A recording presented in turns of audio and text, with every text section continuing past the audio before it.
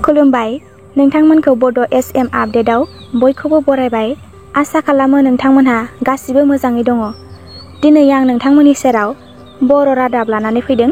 अन्नानै जोबजासिम नायलांदो। गिबि रादाबाव दं लोगोफोर, जोबोद गोजोनथाव खौरां।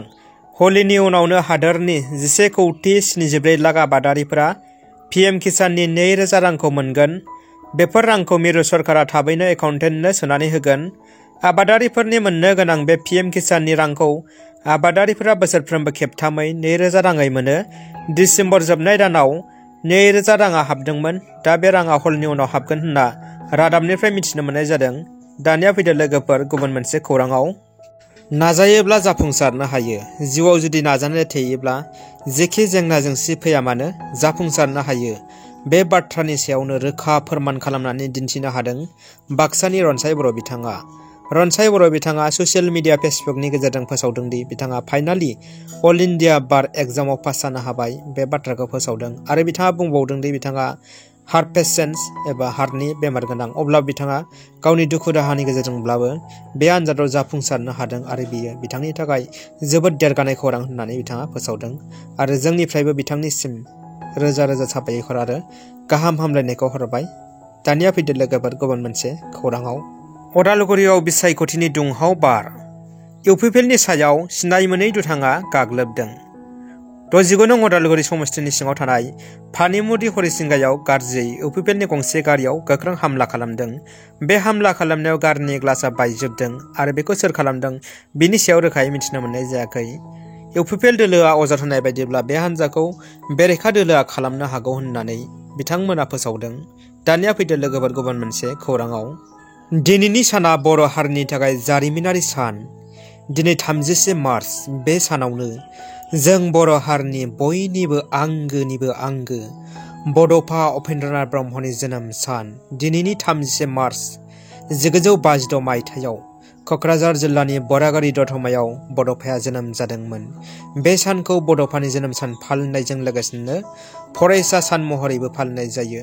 दिनैनि बे गोथार सानाव बर' हारिनि साफ्रोमबो सुबुंफोरानो बड'फानि फारसे अराय सिबिनाय आरो मान होनायखौ बावहरदों। बे बुब्लियावनो बड'फानि जोनोम जायगा बरागारि दतमायाव बड'फानि गोथार मुसुखायाव बिटिआरनि गाहाय मावफुं सोद्रोमा प्रमद बर'आ बिबार बावनायजों लोगोसे बिथांनिसिम सिबिनाय आरो मान होनाय खालामदों। दानिया फैदो लोगोफोर गुबुन मोनसे खौराङाव।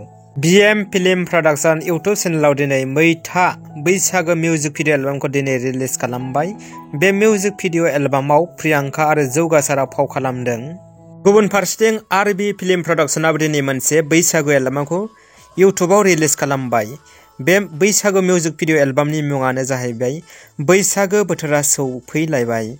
बे मिउजिक भिडिअ एलबामखौ RB फिल्म प्रडाक्शनाव दिहुननाय जादों आरो बेवहाय फाव खालामदों लिंसार आरो रिया बिथांमोनहा, लोगोसे देंखोगिरि महरै गसाइ दैमारि बिथांमोना फाव खालामदों। नोंथांमोना भिडिअखौ नायबानो जाबाय RB फिल्म प्रडाक्शन इउटुब चेनेलाव। दानिया फैदो लोगोफोर गुबुन मोनसे खौराङाव।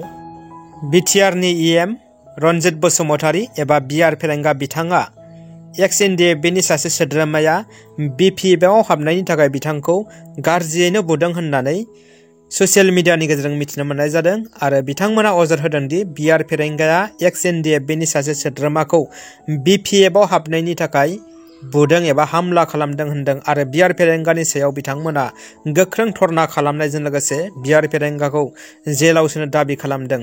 बेराफारसेथिं चन्दन ब्रह्म 30 नं सिदली बिधान सभा समस्तिनि BPFनि बिजाथि बिथाङा बिआर फेरेंगानि सायाव गोबां अजद खालामदों आरो बिथाङा बुंबावदों दि बिआर फेरेंगाया नांगौनि सिमानि बारनाय सासे सुबुं आरो बिथाङा गावनिनो XNDF-खौ BPFआव हाबनायनि थाखाय बुदों आरो बिथाङा सासे उदखारि सुबुं होननानैबो बुंदों। रिएक्शन रेपारकेशन आरो गाज्रि जोंनि गेजेराव बुलु बुजाबुजि सृष्टि खालामो आरो दिनै फैयै फैयै गावनो सासे निर्दोष मोजां मानसिखौ BPFनि होनानै आरो बिथाङा NDP सारेन्डारबो सन्जय बरगयारिया बेबायदि बुनायनि आयेनखौ आखायाव लानायनि अधिकार फेरेंगाया। दानिया फैदो लोगोफोर जोबथा खौराङाव। देग्लाय आसाम बिधान सभा बिसायख'थियाव मिरु एबसुआ इउपिपिएल दोलोखौनो हेफाजाब होबाय होननानै फोसावदों। बिधान सभा जे बिसायख'थि आसामनि बे बिसायख'थियाव जोङो थोंजोङै बुंदों जिहेथु जोङो मोनसे गोलाव सम सोमावसारनानै फैबाय सोमावसारनायनि गेजेरजों जों मोनसे सुक्ति मोनबाय। बे सुक्तिनि आधा दफाया मावफुंजाबाय आरो आधा दफाया मावफुंजानांगौ दङ। सोमावसारनायनि उनाव सुक्ति खालामनायाबो मोनसे राजखान्थियारि इनिसियेटिभमोन। सुक्तिखौ मावफुंनायाबो मोनसे राजखान्थियारि पलिटिकेल इनिसियेटिभ। दा बेयाव पलिटिकेल उइल, पलिटिकेल इनिसियेटिभ आरो पलिटिकेल जि एक्सन, बिनि जि गोनांथि, बे गोनांथिखौ नायनानै जोंनि एकर्डनि दफाफोरा आखरे आखरे जाहाथे मावफुंजायो। 3.1 बाउन्डारि कमिसन एरिया एक्सटेनसननि बाथ्रा, जोंहा नोङो स्कुल प्रभिन्सियलाइजेसननि बाथ्रा आरो माखासे जिफोर बिथिं दङ, दिनै बिटिआरनियानो होन, बर' कसारि काउन्सिलनि होन, कार्बि आंलं रायजो जानाय बर'फोरनि जेंना जेंसियानो होन, नैबे एकर्डआव जि दफाफोर दङ बेखौ मावफुंनांगोनब्ला राजखान्थियारि बागै जोङो बाहागो लानांगोन। जोंनि लुबैनाय बायदि जों सरकार दानांगोन आरो जोंनि लुबैनाय बायदि जोङो बिजाथि दैथायहरनानै सरकाराव हाबा मावनो होनांगोन।